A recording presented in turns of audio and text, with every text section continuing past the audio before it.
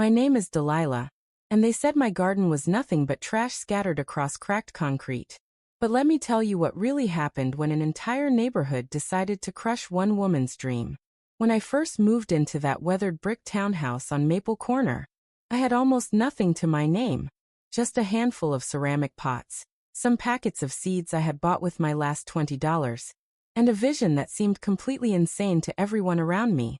The backyard was barely 30 feet square, cracked cement everywhere, weeds pushing through the fractures like nature's rebellion against urban decay. But when I looked at that space, I saw something different. I saw possibility. I saw life waiting to burst through. I saw hope taking root in the most unlikely place. So I started planting tomatoes in bright blue buckets I found at the hardware store clearance rack. Herbs growing strong in old paint cans I scrubbed clean until my hands were raw. Sunflowers reaching toward the sky along that rusty chain link fence that separated my dreams from their judgment. The neighbors, they did not see hope. They saw what they called a complete mess. Marcus Thompson from next door was the first to laugh, his voice carrying across the fence like a slap to my face. "What is that supposed to be?" he called out one morning as I watered my tomato seedlings. "Looks like a junkyard with weeds growing through it." His wife Cheryl joined in, her laughter sharp and cutting. "Why do you not just get a proper lawn like everyone else on this street? This looks ridiculous." But the cruelest voice belonged to Victoria Hayes from across the street, who whispered just loud enough for me to hear every poisonous word. "She will quit in a week. People like her never follow through on anything, mark my words." Those words hit me like physical blows. People like her. What did that even mean? But I knew exactly what it meant. And it made my chest burn with something fierce and unbreakable. I did not quit. Every morning at 5:30, before the sun painted the sky pink, I was out there with my watering can. My hands would shake from the cold, but I watered every single plant like my life depended on it. After 12-hour shifts at the diner downtown, when my feet ached and my back screamed for rest, I would check the soil with my fingers, feeling for the perfect balance of moisture that would help my babies grow. Kitchen scraps went into a wooden bin I built from old fence posts, creating rich compost from things others threw away. Coffee grounds from the diner, vegetable peels from my tiny meals, banana peels and eggshells, all of it becoming black gold for my plants. And slowly, so slowly it felt like watching miracles happen in slow motion, my little patch began to transform. The tomatoes grew fat and red, hanging heavy on vines that climbed higher every day. Basil leaves unfurled like green flags of victory, their scent filling the morning air with something that smelled like success. Sunflowers turned their faces toward the light, growing so tall they peeked over the fence, refusing to be hidden. But as my garden bloomed, so did the insults. "What exactly are you trying to prove out there?" Marcus would shout whenever he saw me working. "Nobody wants to look at this disaster every day. That will never be real food," Cheryl added, her voice dripping with disdain. "You are just playing make-believe. This whole neighborhood is going downhill because of stunts like this," Victoria declared to anyone who would listen. "Property values will tank because of her little experiment." Their words were meant to wither me, to make me pack up my pots and surrender to their vision of suburban conformity. But something inside me, something deeper than pride, something stronger than shame, began to harden like steel. If they thought my garden was ridiculous, fine. I would show them what ridiculous persistence could grow into. I started researching everything I could get my hands on. Vertical farming techniques that maximized space, hydroponic systems that could grow vegetables without soil, community co-ops that brought fresh food to neighborhoods that needed it most. I spent every free hour at the library, reading books about urban agriculture until my eyes burned. I watched YouTube videos on my phone until the battery died, taking notes in a composition notebook that became my Bible. I learned about companion planting, about rotating crops, about building soil health from absolutely nothing. Within just 3 months, my tiny backyard had transformed into something that looked like it belonged in a magazine. Vines climbed up trellises I built from recycled wooden pallets, creating living walls of green that blocked out the negativity. Strawberries dangled in vertical towers I constructed from PVC pipes and chicken wire. red jewels hanging like Christmas ornaments. Lettuce grew in neat rows inside raised beds I built with my own hands. I bought one board at a time as I could afford it. And then something beautiful began to happen. Kids from down the block started stopping by on their way home from school, pressing their faces against the chain-link fence, eyes wide with wonder. "Can we help you plant something?" asked Zara, a 7-year-old with braids and the biggest smile I had ever seen. "My mom says you grow the prettiest flowers," said little Phoenix, whose parents had warned him to stay away from the crazy lady with the garden. I started letting them help, showing them how to dig holes just the right size, how to cover seeds with exactly the right amount of soil, how to water gently so the tiny plants would not get damaged. Their excitement was infectious, pure joy radiating from their small faces every time a new sprout pushed through the earth. But the adults were not impressed. "You are encouraging them to make messes," Victoria complained to anyone who would listen, "teaching kids that rules do not matter." "This is getting out of hand," Marcus declared. "First it was just ugly plants. Now she has turned it into some kind of circus." Their criticism only fueled my determination. If they thought what I had done so far was outrageous, they had not seen anything yet. I started documenting everything on social media, posting pictures of my harvests, sharing recipes made with vegetables I had grown myself. Slowly, very slowly, people from outside the neighborhood began to notice. A food blogger featured my container tomatoes in an article about creative urban gardening. A local news reporter saw the post and reached out, wanting to do a story about innovative ways people were growing food in small spaces. When Channel 7 showed up with cameras and microphones, my neighbors suddenly became very interested in what was happening in my backyard. But by then, I had bigger plans brewing. The abandoned parking lot 3 blocks down had been sitting empty for 2 years. Nothing but broken asphalt and scattered trash. A scar on the neighborhood that everyone had learned to ignore. But I saw potential. I saw rows and rows of vegetables feeding families who struggled to afford fresh food. I saw children learning where their meals actually come from. I saw a community garden that could bring people together instead of driving them apart. So I started making phone calls. City council meetings became my second job. Standing up during public comment periods, explaining my vision to officials who looked at me like I had lost my mind. "You want to lease an abandoned parking lot to grow vegetables?" Councilman Rodriguez asked, his eyebrows raised so high they almost disappeared into his hairline. "Yes, sir.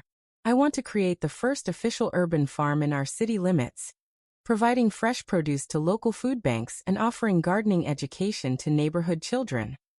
The room was quiet for a long moment. Then someone in the back started laughing.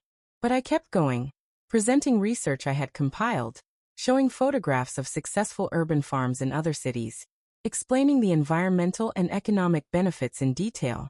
This could reduce food insecurity in our community, create green jobs, turn an eyesore into something beautiful and productive. Month after month, I returned to those meetings. Month after month, I refined my proposal, gathered more support, collected signatures from people who believed in the vision. And slowly, impossibly, minds began to change. A local environmental group offered to help with soil testing. A community college professor volunteered to provide technical expertise. A group of parents signed a petition supporting the project, excited about educational opportunities for their children. Even some of the local restaurants expressed interest in buying fresh produce grown right in the neighborhood. The paperwork was a nightmare. Permits and insurance and liability waivers. But I pushed through every bureaucratic obstacle. And then on a crisp morning in October, 18 months after I had planted my first tomato in a blue bucket, I received the call that changed everything. "Ms. Delilah, this is Sarah Chun from the Parks and Recreation Department. I am calling to inform you that your proposal for the Maple Corner Community Urban Farm has been approved." I dropped the phone. Actually dropped it. My hands shaking so badly I could not hold on to it. When I picked it up, she was still talking, explaining lease terms and development timelines. But all I could hear was the word "approved," echoing in my mind like church bells. The abandoned parking lot was mine. Well, technically it belonged to the city, but they were leasing it to me for $1 per year, with the option to renew indefinitely as long as the farm remained productive and community-focused.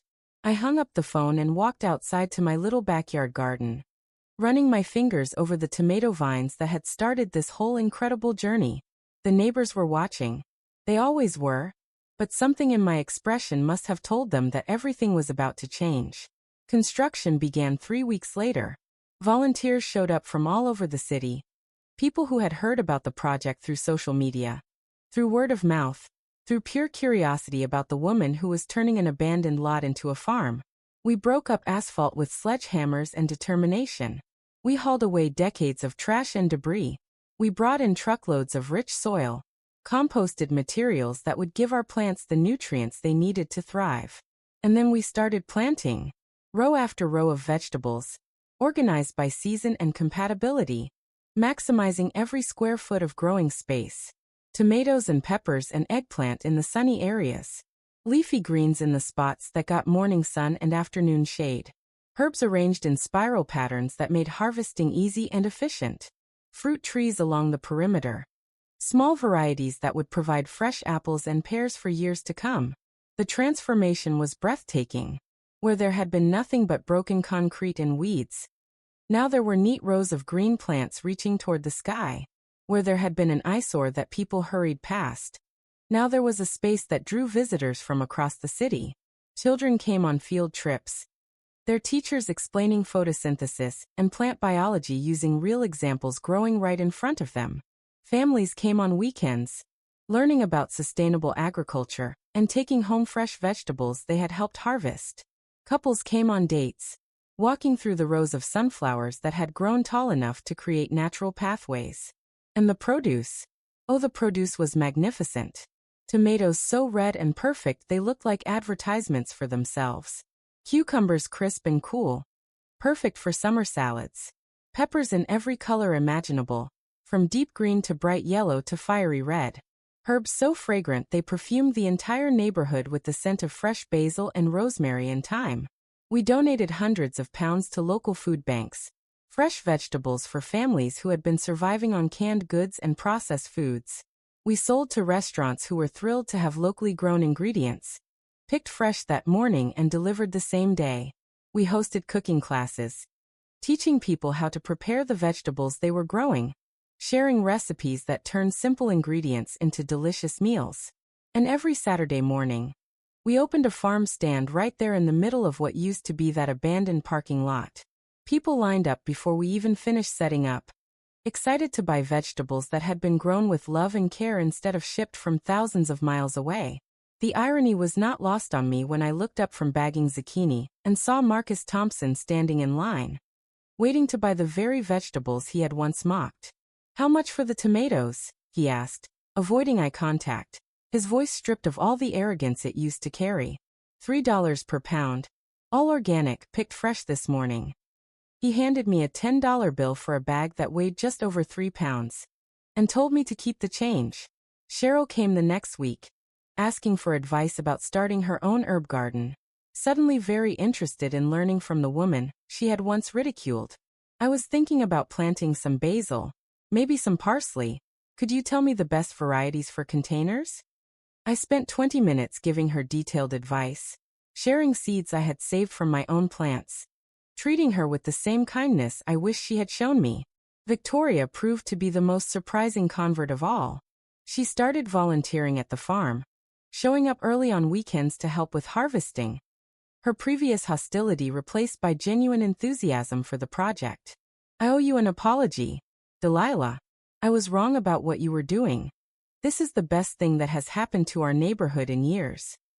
But the most meaningful validation came from unexpected sources. The mayor visited, bringing photographers and reporters, declaring the farm a model for other cities to follow. This represents exactly the kind of innovative thinking we need to address food security and environmental sustainability. Ms. Delilah has shown us what one person with a vision can accomplish. University students came to study our methods, writing papers about urban agriculture and community development. Environmental groups used us as an example in their presentations, showing how abandoned spaces could be transformed into productive community assets. And the children, The beautiful children who had been watching through the fence since the beginning. They were now junior farmers, teaching their parents about composting and companion planting. Zara, that little girl with braids and the biggest smile, had become our unofficial tour guide, explaining to visitors how we rotated crops and why we planted marigolds between the tomato rows. Phoenix and his friends had started their own small garden plots, competing to see who could grow the biggest pumpkin, the straightest carrot, the most colorful flower. The transformation was complete. What had started as a few plants in buckets, dismissed as a mess by people who could not see past their own limitations, had grown into something that was changing lives throughout the community. Food banks had fresh vegetables to distribute. Restaurants had locally sourced ingredients to feature on their menus. Families had a place to connect with nature and learn about sustainable living. Children had hands-on education that taught them science and responsibility, and the joy of nurturing life. And I, the woman they had mocked, the dreamer they had dismissed, I had proof that persistence and vision could overcome any amount of negativity. Standing in those rows of vegetables on a perfect Saturday morning, watching families harvest food they had helped plant, listening to children laugh as they discovered cherry tomatoes hidden among the vines, I felt something I had never experienced before. Complete vindication. Not the bitter kind that comes from proving people wrong, but the sweet satisfaction of knowing that love and hard work and refusing to quit had created something beautiful. The headlines in the local paper called it, "From Mockery to Movement: How One Woman's Garden Grew into Urban Revolution." The City Council passed a resolution declaring urban agriculture a priority, allocating funding for 3 more community farms in underserved neighborhoods. Other cities sent representatives to study our model, wanting to replicate our success in their own communities. But the most important victory was smaller, more personal. It was the look in Marcus Thompson's eyes when he tasted a tomato grown in soil that had once been broken concrete. It was Cheryl bringing her grandchildren to learn about plants. The same woman who had once called my garden ridiculous. It was Victoria working beside me in the dirt, her hands stained with soil, her face glowing with the satisfaction of honest work. It was the children who no longer saw vegetables as something that came wrapped in plastic from the grocery store, but as living things that required care and patience and love. And it was me, standing in the middle of something I had grown from nothing, surrounded by abundance where there had once been emptiness, knowing that every insult, every moment of doubt, every time someone told me I would fail, had only made me stronger. The neighbors who mocked my garden had unknowingly become the fertilizer for something much bigger than they could have imagined. Their criticism had pushed me to research more, to plan better, to dream bigger. Their laughter had hardened my resolve, teaching me that other people's limitations did not have to become my own. Their mockery had become the foundation for a movement that was now spreading throughout the city, inspiring others to look at abandoned spaces and see possibility instead of problems. Every morning when I walked through those rows of vegetables, breathing in the scent of fresh herbs and rich soil, I remember that day when I first planted tomatoes in blue buckets. I remember the woman who whispered that people like me never follow through. I remember the man who called my dreams a junkyard with weeds. I remember the neighbors who thought they could shame me into conformity. And I smile, because they were so spectacularly wrong. What they called weeds, I had turned into a harvest that fed hundreds of families. What they called a mess, I had transformed into the most beautiful and productive space in the neighborhood. What they called impossible, I had made into reality through nothing more than persistence and refusing to accept their version of what was possible. The truth is written in every headline, every city grant, every school field trip that walks through my rows of sunflowers. It is written in the faces of children who know where their food comes from. It is written in the gratitude of families who have fresh vegetables on their tables. It is written in the soil itself, rich and dark and teeming with life, growing from ground that once seemed barren and hopeless. My neighbors mocked my garden, so I grew something they could never uproot. I grew a movement. I grew a community. I grew proof that one person with a vision and the stubbornness to see it through can change the world. One seed at a time. And the most beautiful part of all, the part that makes me laugh out loud sometimes when I think about it, is that they helped make it happen. Every cruel word made me more determined. Every dismissive laugh pushed me to prove them wrong. Every prediction of failure became fuel for success. They thought they were discouraging me, but they were actually training me to be unstoppable. So thank you, Marcus Thompson, for calling my dreams a junkyard. Thank you, Cheryl, for asking why I could not just get a proper lawn. Thank you, Victoria Hayes, for saying people like me never follow through. Because of you, I learned that the only opinion that matters is the one looking back at me from the mirror. Because of you, I discovered that mockery is just fear wearing a disguise. Because of you, I found out exactly how much I could accomplish when I stopped caring what anyone else thought was possible. The abandoned parking lot is gone now, transformed into something green and growing and alive. But the real transformation happened inside me. In that moment when I decided that their limitations did not have to become mine. When I chose persistence over popularity. When I picked possibility over their predictions. When I planted seeds of hope in ground they said would never grow anything worthwhile. My name is Delilah. And this is what happens when you refuse to let other people define what you can accomplish. This is what grows when you water your dreams with determination instead of tears. This is what blooms when you choose to be the gardener of your own destiny, regardless of who is watching from the sidelines, waiting for you to fail. They said my garden was trash. I turned their mockery into the most celebrated urban farm in the city. And that is how you grow victory from the seeds of doubt. Subscribe to our channel for more inspiring stories of people who turned their biggest challenges into their greatest triumphs. Because sometimes the most beautiful gardens grow from the rockiest soil.